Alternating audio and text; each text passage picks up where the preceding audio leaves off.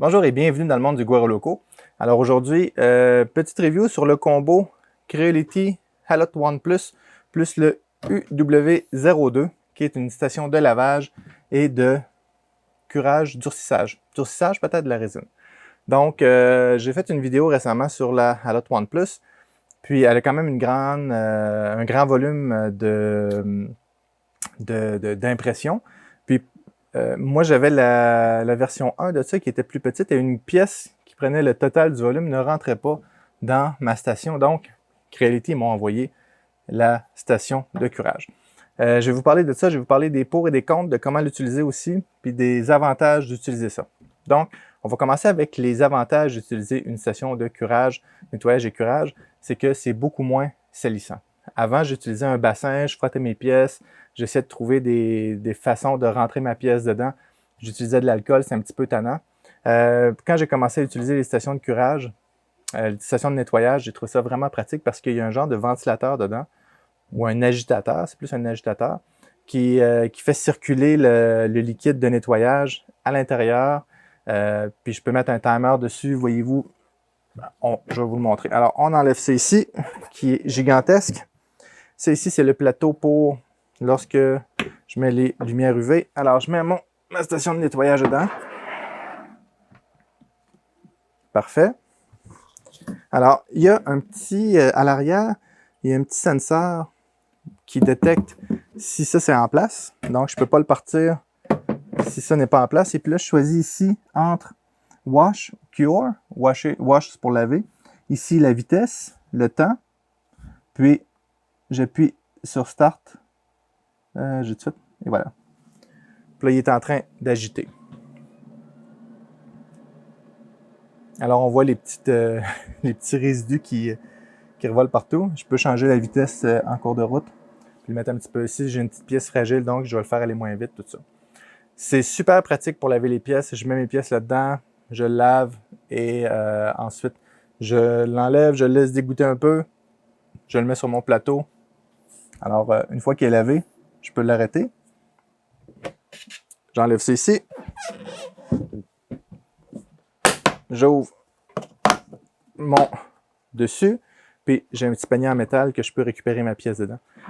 Si vous avez des petites pièces, ils vont passer à travers du panier. Moi, ce que je me suis fait, je me suis imprimé un panier quadrillé, là, un panier troué. Puis, je mets en résine. Puis, je mets mes petites pièces là-dedans. Puis, je mets ça là-dedans. Puis, ça me permet de laver mes petites pièces. Donc, une fois que ma pièce est égouttée, je la rince comme il faut à l'eau.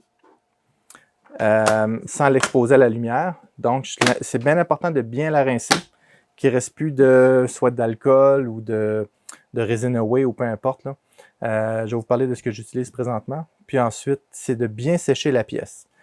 Si la pièce, il reste de l'eau dessus ou de l'alcool et vous la mettez sous les rayons UV, ça va faire des traces blanches. Ça va être comme laiteux un peu. Puis, ça ne sera pas terrible. Moi, j'utilise c'est le Model Wash, on voit-tu bien, de 3D Printing Canada. Avant, il y avait du Resin Away. Puis là, j'ai dû mettre la main sur... j'ai dû les prendre avec des gants parce que je sens qu'il y a un petit peu de résine après la poignée, donc nettoyer ça. C'est ça, j'utilisais du Resin Away. Le Resin Away fonctionne super bien, mais il est comme salissant, puis il devient opaque très très rapidement. Il est comme jaune, puis il est comme, on dirait, huileux. C'est pas huileux, évidemment, là, mais c'est l'impression que ça donne, puis c'est un petit peu plus dur à rincer. Celui-là est super facile à rincer. Je trouve qu'il travaille un petit peu moins bien que le Resin Away. Il faut laisser à peu près 5 à 10 minutes en agitation. Puis là, ensuite, il faut le brosser un petit peu. Si je ne le brosse pas, il va comme rester un vernis dessus ou quelque chose de même. Donc, ça va être important de brosser la pièce avec ce produit-là. Il y a d'autres produits qui existent. Il y en a qui vont mettre de l'alcool. L'alcool fonctionne bien, mais elle va être plus dure à rincer, par exemple. Elle va laisser plus de marques. Il faut la rincer rapidement. Pas qu'elle est plus dure à rincer, il faut la rincer plus rapidement parce qu'elle s'évapore. Puis si elle s'évapore sans le rincer, c'est là que ça fait des petites traces blanches. Il y a aussi des produits de nettoyage qu'on peut trouver là. Je pense que c'est du Mr. Green ou quelque chose de même là, qu'on peut trouver pour pas cher. Je dois vous aviser que moi j'avais acheté un 4 litres parce que je suis habitué dans mon autre, la UW1, il rentrait un petit peu moins que 4 litres ou à peine 4 litres. Celui-ci, il rentre 9 litres dedans.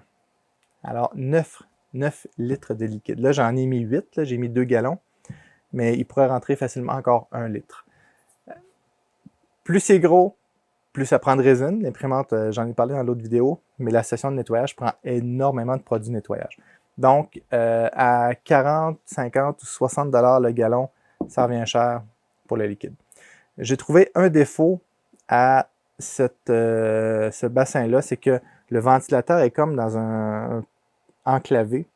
Puis, des fois, il y a des petites gouttes de résine qui tombent. À l'intérieur, ça arrive des fois, là. Ça tombe au fond, puis ça va se placer où le ventilateur, puis c'est dur à nettoyer. Alors, il faut que je prenne un papier, puis là, que je gratte, puis ça durcit des fois dans le fond. Donc, c'est un petit peu tannant à nettoyer. Mais bon, si le ventilateur aurait été, pas le ventilateur, mais le jeteur, on aurait pu l'enlever et nettoyer autour, ça aurait été plus pratique. L'autre chose, c'est la grille. Alors, à un moment donné, ça s'est mis à faire beaucoup de bruit. Puis, c'est des genres de pins de caoutchouc qui tiennent la grille au fond, la grille pour protéger le ventilateur. Il y en a 2 qui étaient partis. Puis là, la grille, elle faisait ça dans le fond. Donc, il a fallu que je vide complètement le liquide. Puis, c'est pas une job le fun. J'en ai profité pour la filtrer en même temps. Mais là, je l'ai fait tenir un petit peu plus solide, là. Mais il aurait dû mettre des vis pour tenir la grille. C'est les 2 défauts que j'ai trouvés avec l'agitateur. Mais pour le reste, ça fonctionne super bien. Puis qu'est-ce qui est le fun, c'est qu'il y a un bras que je peux mettre ici qui tient le plateau de la halotte. Sauf que j'ai remarqué qu'il était un petit peu trop vers l'avant. Donc, ce que j'ai fait, je l'ai modifié un petit peu pour qu'il tienne. On trouve ça sur Thingiverse, là. Dans le fond, des bras qui fitent parfaitement pour la Halotte OnePlus. Mais outre ça, avec le liquide, puis le nettoyant, là, le bac de nettoyage, là, j'ai réussi à faire des super beaux prints bien nettoyés. J'aime mieux le Model Wash que le Resin Away parce qu'il est plus facile à rincer. J'avais de la misère à le rincer comme il faut, le Resin Away. Il fonctionne bien, là, mais en dessous de l'eau, il fallait que je frotte comme il faut ma pièce. Tandis que celui-là, bon, il faut que je le frotte dedans, mais quand vient le temps de le rincer, je le rince à l'eau claire.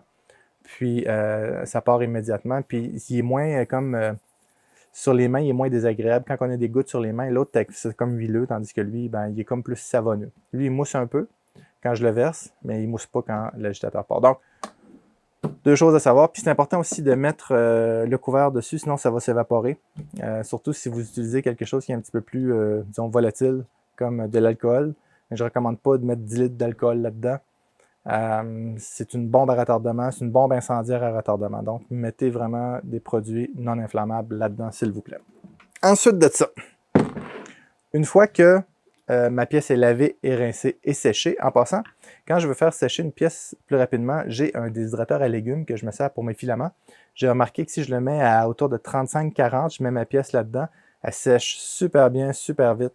Puis j'ai des meilleurs résultats quand je la fais sécher comme ça.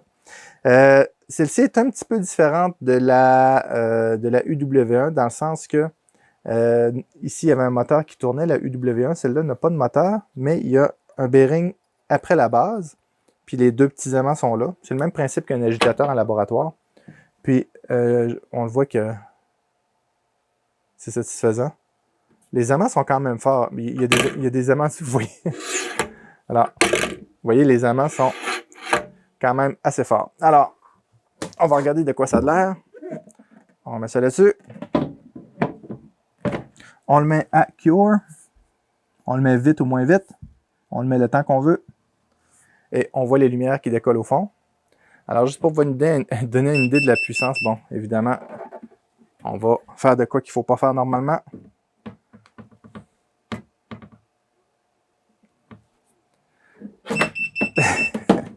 C'est quand même assez aveuglant. Là, je ne veux pas trop regarder parce que c'est aveugle. Alors, le petit détecteur n'est pas fou, hein? Alors, ça éclaire vraiment fort. On va arrêter ça. Mais c'est pour vous montrer. Il y a 2 couleurs de LED, il y a 2 fréquences. Je ne sais pas si on les a bien vues, là. Je pense qu'on les voit quand même un peu à travers ça. Alors, il y a une fréquence qui est un petit peu plus chaude, une fréquence qui est un petit peu plus froide. Les résines ne réagissent pas toutes aux mêmes fréquences. Donc, de cette façon-là, ben, ils couvrent un petit peu plus large. Puis, ça va super bien. La seule chose, c'est que ça couvre pas trop le dessus, mais peut-être qu'un jour, quelqu'un va faire une station de durcissage comme ça, avec des lumières qui viennent sur le dessus. Ce qu'on pourrait faire, si on est vraiment, vraiment zélé, c'est que je pourrais mettre des papiers d'aluminium à l'intérieur pour que ça reflète vraiment partout, partout, partout. Mais là, je ne verrais plus ma pièce. Alors, je pourrais me laisser une petite fenêtre à l'avant ou quelque chose de même. Mais je n'ai pas vu que ça causait de problème. Je trouve que le plateau tourne quand même très vite. Il y a des avantages et des désavantages à ce qu'il tourne très vite. Quand il tourne très vite, il va curer égal. Il va être moins porté à se déformer. Parce que si, mettons, on le cure d'un côté, ben j'ai remarqué que les pièces vont se déformer d'un côté. Quand il tourne vite, alors la pièce va rester plus égale. Cependant, s'il tombe sur le côté, à la vitesse qu'il tourne, il va être propulsé à l'extérieur. Puis si ma pièce est moindrement petite, elle va débarquer de la pièce. Donc, une grosse pièce au centre, ça va bien. Mais c'est ça. Puis, c'est ça. Donc, je vais l'arrêter. L'autre chose, c'est le bip bip bip bip. Mettons, il est 5 heures du matin, puis je veux curer une pièce. Écoutez ça. C'est un petit peu agressant, mais je comprends que c'est pas tout le monde qui imprime à 5 heures du matin. Dans mon cas, ça arrive. Mais ce que je fais, je l'allume le soir, comme ça elle est prête pour le lendemain matin. Mais à chaque fois qu'on pousse sur les boutons, ça fait bip bip bip bip. On le voit-tu ici, mettons? Bon, là, il le fait pas. OK, bon, il le fait juste quand on la roule, finalement. C'est mon autre qui fait bip bip à chaque fois qu'on appuie sur les boutons. Donc, je me suis trompé. Fait que, c'est ça. Mon évaluation sur le combo Halot One et UW02. Deux excellents produits. Ils vont bien ensemble, dans le sens que les formats sont compatibles, on va dire ça. Celui-là ici, ça marche super bien. J'ai une préférence pour lui versus le UW01 qui est plus petit, à cause de la façon que le ventilateur fonctionne. L'agitateur, même s'il est dans un enclave, je trouve qu'il agite mieux un petit peu. Puis la surface est plus grande, il y a plus d'espace, puis parce que ça chauffe un peu là-dedans. Puis l'autre chose, c'est que je trouve que le plateau est un petit peu mieux fait à cause du système de roulement. Je ne suis pas obligé de l'enligner dessus, puis il est moins porté. L'autre, le plateau bougeait un petit peu comme ça des fois, c'est que les pièces étaient plus portées à tomber, tandis que lui, le plateau est très, très stable. Donc, j'aime beaucoup mieux le plateau de lui. Désavantages, pas vraiment des avantages. Ça fait partie de ses spécifications. Il rentre 9 litres, 8 à 9 litres de liquide là-dedans. Puis c'est du liquide qui vaut cher. Donc, ça, c'est le petit désavantage. L'autre chose, un autre avantage, c'est que lui, si j'ai un dégât de liquide, c'est pas grave parce que ça rentre pas dedans, tandis que l'autre, ça pouvait rentrer un petit peu où le moteur était. Donc, je trouve que celui-ci est mieux fait un petit peu que le EW01. Mais le EW01 va bien quand même. Donc, c'est mon review pour ces deux composantes-là pour l'impression à la résine. N'oubliez pas, quand vous imprimez à la résine, portez des gants tout le temps, tout le temps, tout le temps pour manipuler les choses, manipuler les produits comme ça. Aussi, ah oui, puis un petit détail que je ne vous ai pas dit, si vous faites juste fermer ça, puis vous laissez le bac dedans, en passant, ça rentre bien, là. Regardez bien ça. Il faut enlever lui, évidemment. Alors, on le rentre dedans.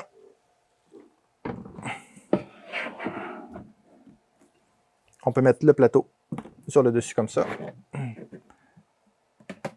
Et comme ça. Donc, ça ne prend pas de place. Et voilà, parfait. Si vous ne mettez pas le couvert hermétique dessus, il se fait comme former de la condensation dedans. Puis après, la surface sera plus transparente. Elle va être comme tout le temps sale. Alors, ça l'a fait ça avec mon autre. On dirait que ça endommage un peu le plastique. Donc, c'est important.